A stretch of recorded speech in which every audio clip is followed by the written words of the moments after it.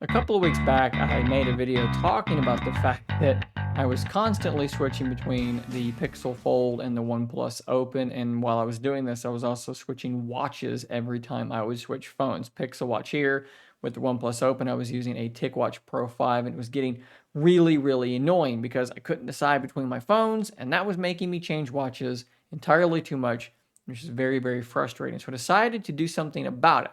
I went to Amazon and I purchased the Amazfit GTR Mini. I've been wearing it and using it every day for over a couple of weeks now, and in this video, I'm going to give you my thoughts on this smartwatch. So let's start things off by talking about the hardware here on the Amazfit GTR Mini. You're probably going to notice first off, I'm using this Alpine Loop style aftermarket watch band. This thing does use a simple 20 millimeter universal watch band. It came with this pretty basic silicone one, which is fine. I'm sure most people would have no problem with this. I don't like silicone watch bands. They tend to kind of stick to my skin. I just don't like them. So I went with this guy here, pretty cheap on Amazon, and it stays exactly in place. So I put it where I want it to be, and it is absolutely not going to move, which I do really like. One of the first things I noticed going from the BIP 3 to the GTR Mini was how much better the screen actually looks on this thing. It is a 1.28 inch AMOLED touchscreen, 416 by 416, and it does have a PPI of 326. So even if I get up very close, the screen does look pretty good. This does not have the look of like a cheap smartwatch at all. Now, some areas where it does, I think, fall a little bit short are with these edges here. I don't know what material this is, but it does kind of have a plasticky feel to it. It does pick up a lot of fingerprints. At a distance, it looks like metal, and I think it looks fine. When you get way up on it, though, it does kind of have that cheaper, plasticky look to it. Likewise, if we go to the bottom of the device, it does kind of have this like shiny, plasticky look to it that might betray the lower price of this device. I will say though, this thing is extremely lightweight. It's only like 24.5 grams, which is crazy. When you put this thing on, you're going to forget that it's on your wrist very quickly. Of course, looking back here at these sensors, we do have 24/7 heart rate, SpO2, stress monitoring, and a lot of other things that this thing can do, which we'll dive into a bit deeper when we look at the application. I'll talk about some of those features and how they work. To go over the user interface, it's pretty basic. It's basically just Wear OS, right? So when you swipe down, you get to your quick settings, and as you can see as I'm doing this, it's fairly performant, right? It's not like a slow device. If you swipe to the right, you have these customizable tiles, which you can go through, PAI and all these different things, the ability to play and pause music or media on your phone. And then there's this sort of catch-all tile that you can scroll through. There are some places where maybe some like low frame rate will go on, but for the most part, it's not too bad. If you swipe that direction, you're going to get into your notifications. Now, this is a weak point for me. You can see your notifications, but you're not really going to do anything else with them. In fact, if I click on delete, it is gone from here, but it is still on my phone. It doesn't actually even clear the notification off of your phone. That is definitely a little bit of a bummer. You're basically just going to, like I said, see the notifications, not really do much with them. If you click this button again on the home screen, you're going to see your applications. One thing that I wish was different is I wish that like I knew what these icons meant. You're gonna have to kind of learn what these things are, which is a little bit annoying because sometimes I might forget like, which icon does what thing, but once you get into one of them, you'll see that they do launch pretty darn quickly. And at any point, a swipe from the left is sort of like your back button. Now, to be totally honest with you, I don't do a whole lot actually on the watch itself. I just wear it, it tracks my stuff, I see my notifications on it, which is more than enough for me for the most part. It buzzes and I go, what's that? And then I go on from there. I pull out my phone if I need to, or I ignore it if that works just the same. If I'm going to track a workout, you can wake it with one button and then long press that and quickly select a workout and you're off and running. Other than that, I really don't interact with my smartwatch a ton. So the fact that those icons are maybe a little bit difficult for me to remember, like to tell one from another, the fact that sometimes you might miss a press here and there, Doesn't really bother me a ton. It may bother you more if you're the type of person that like uses your smartwatch, like actively uses it all the time. You can also long press on your watch face and change between the watch faces that you have installed on the device. And this is a relatively quick process. Actually installing them is a different story. We'll talk about that here in just a moment. Before we move on, I want to show you guys one of the things that annoys me maybe more than anything else on this watch. Let's go into the vibration settings, and I'm going to let you hear what the vibration actually sounds like. And of course, that is with it on my wrist. So any sort of like muffling or dampening that was going to do is happening, and it is still just super duper loud. So now what we're going to do is we're going to jump into the Zap application, which is the companion app for this phone. And I'm going to use this to kind of walk through the capabilities and the overall performance of this device. The first thing I want you to take note in is that we are at 57% on our charge. And as you can see, it was last charged 7 days ago. So they advertise 2 weeks of battery life. And ladies and gentlemen, we were absolutely on pace for 2 weeks of battery life, which is really, really impressive.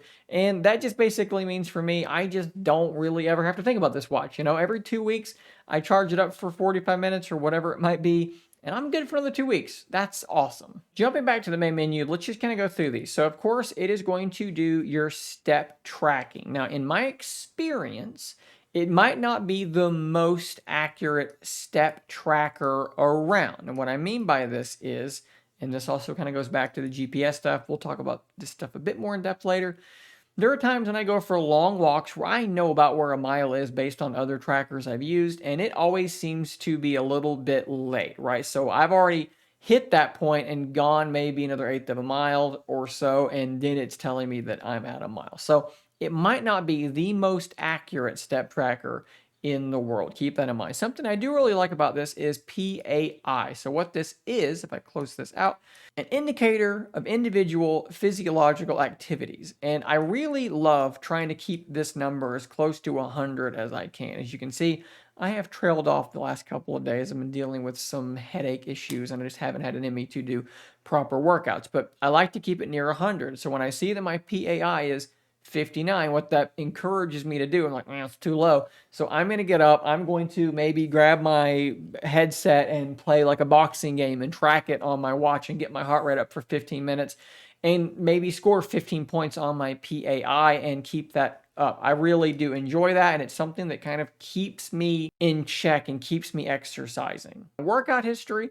I think it does a pretty good job. There is one big problem here as well, though.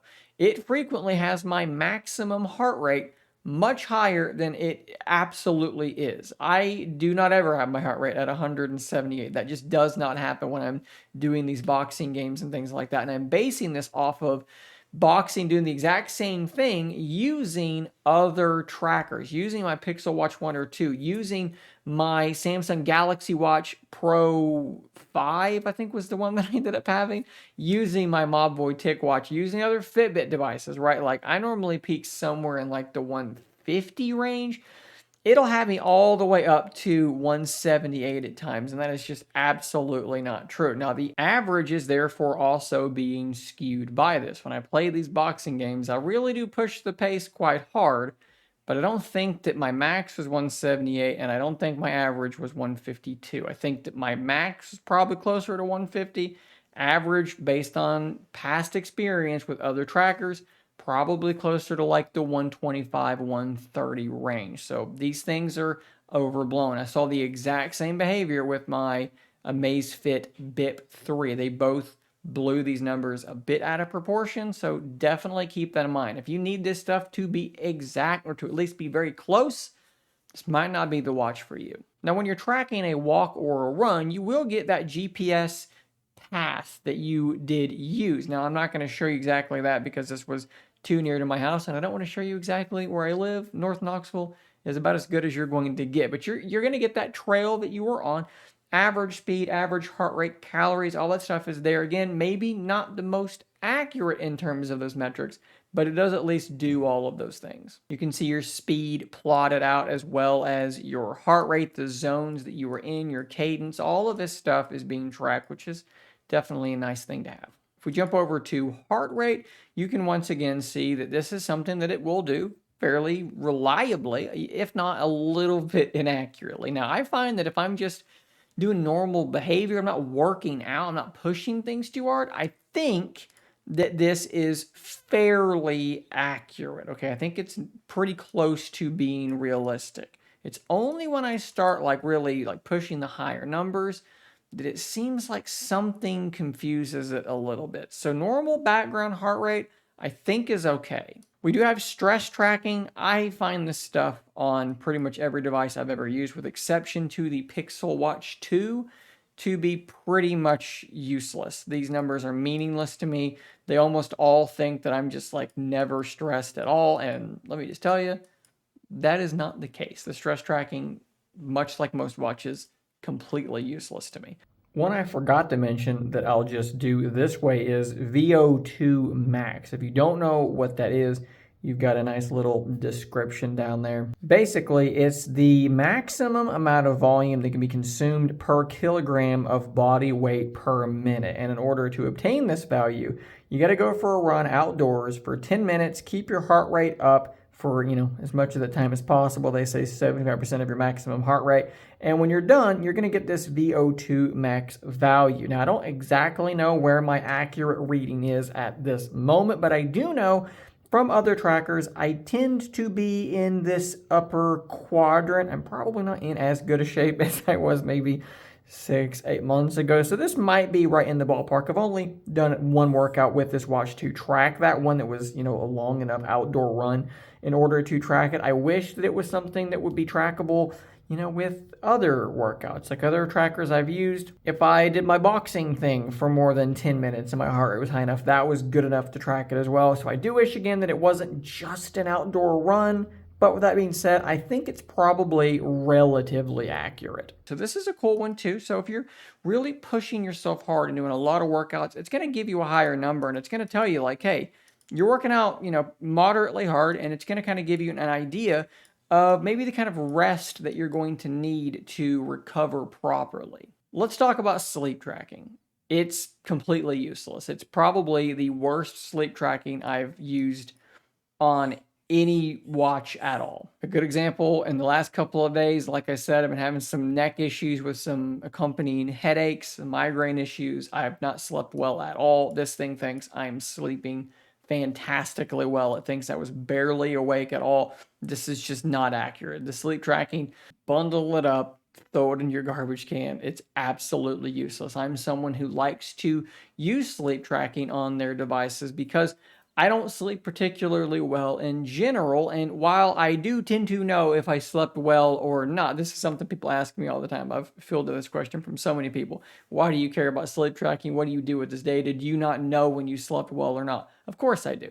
But what this does is it catalogs it for me, and then I can go and I can look at the last month, and I can see if there's a trend the last week and see if there's a trend. Otherwise, I would be manually writing this down, journaling this stuff out, and that's going to be a lot of effort. It's much easier to just have something track this automatically. And again, I can just check it out and run back through it. Now, unfortunately, it just does not work really at all on this watch. It's probably the weakest part of this device. Now, because this thing does not run Wear OS, you can't just go to the Google Play Store and get more apps, but there is this app store in the application, and there are a few things in there, but don't expect to find a whole lot of like really high level, like great applications. You're probably going to be stuck for the most part with what is, on the watch. Although, hey, Google Tasks, that's pretty cool. So let's install that, and we'll see how long it takes for that to actually do its thing. So transferring, and presumably that's actually really not too bad. Okay, it does still have to install 19%, 29%. Applications seem to be real time here, guys. Pretty okay in terms of their install speed. So let's go on my watch now, and it's there on that very last page, and we can fire that thing up, and it's instructing me on how to sign in. So there are going to be some additional apps here for you to install. just like there are additional watch faces as well. So we're gonna actually delete this watch face off of my watch, and then I'm gonna kind of show you how long it takes to reinstall it, because it does take a very long time. We'll probably just speed this up because otherwise it would be a really boring part of the video, but I'll show if it's like 4 times speed or whatever it might be. So it's a megabyte. So let's go ahead and sync this, and we'll see how long this takes.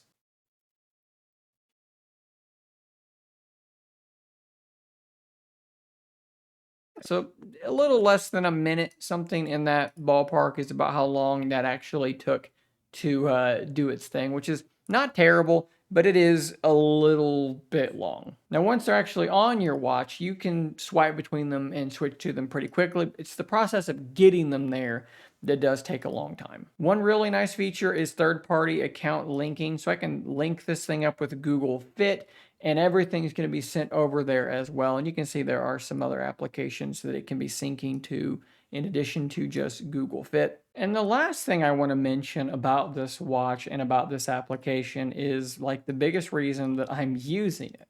If I were to switch devices, all I have to do to move this watch to my new device is to install the Zap application and sign in with my Google account. And after about 30 seconds, my watch is up and running. Everything just carries right over. And that is fantastic. And that is something that Wear OS, I know that you can switch watches now, but it is still a fairly involved process with this.